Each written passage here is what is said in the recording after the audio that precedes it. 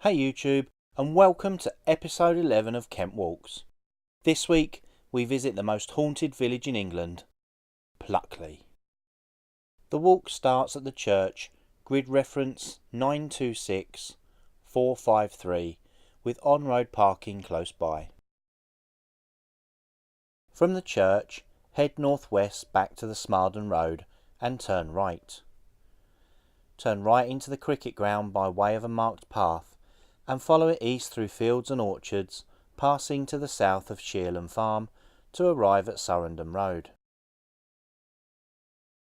Head straight over, and where the path forks soon after, take the left option, staying on the Greensand Way. At the next fork, again take the left-hand path to emerge at Swan Lane. Turn right along the road, passing a church, before picking the Greensand Way back up on the opposite side of the road. At a T-junction, turn right past a pond to find Ram Lane. Head east and soon turn south to leave the tarmac just past an oast. At the road, turn right and then left onto a no-through road and follow it towards Rooting Manor. At a sharp-ish left-hand bend, maintain direction on a footpath to pass Surrendon and join the outward route. Retrace your steps back to the start.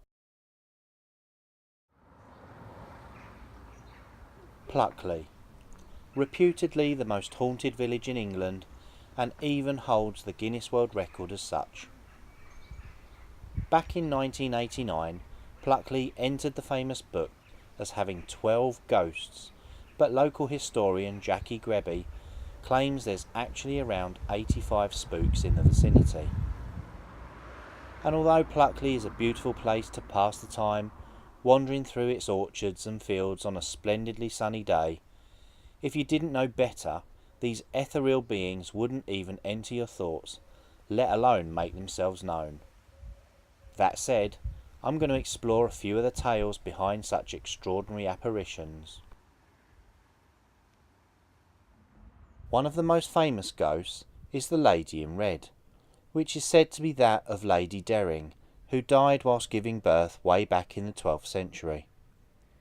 Lady Dering was properly buried in the churchyard of St Nicholas as befitted the lady of the manor, but because her baby died at the same time and wasn't baptised, is buried in a grave with no headstone. Sightings of the Lady in Red wandering the churchyard appears as if she is looking for something, perhaps her dead child?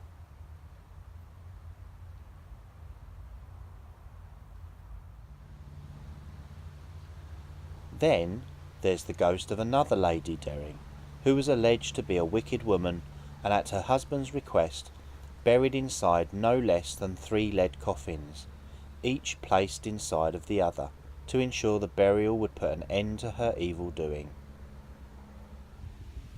Before the closing of the first coffin, a single red rose was placed on the corpse's chest. Since then, there have been several statements depicting a woman clutching a rose and kneeling in the Dering chapel inside the church, praying. Is she seeking forgiveness, perhaps?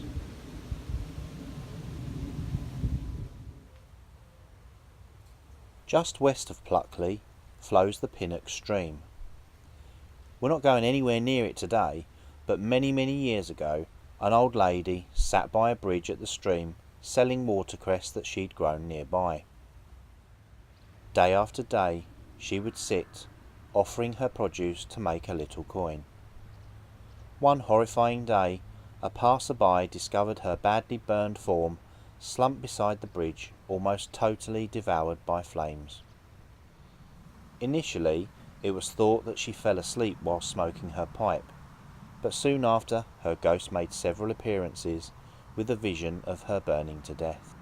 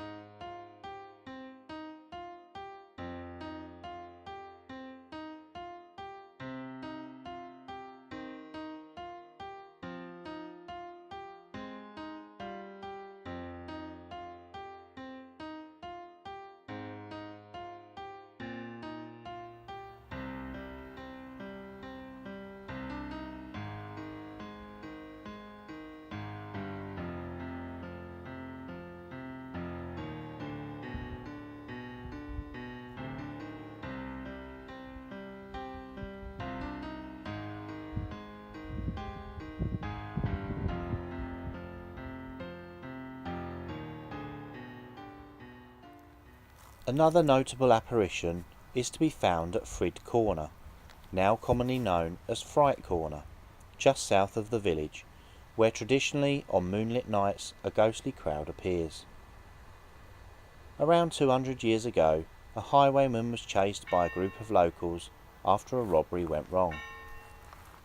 The highwayman's horse fell as it lost its footing rounding a corner, and the thief was thrown to the ground.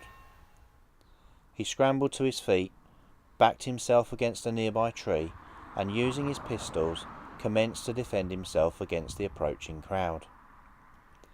He did manage to hold them off for some time, but was ultimately overwhelmed, and a sword was thrust at him, pinning him to the tree, and there he was, left to die. Apparently, on occasion, the whole scene is supernaturally played out.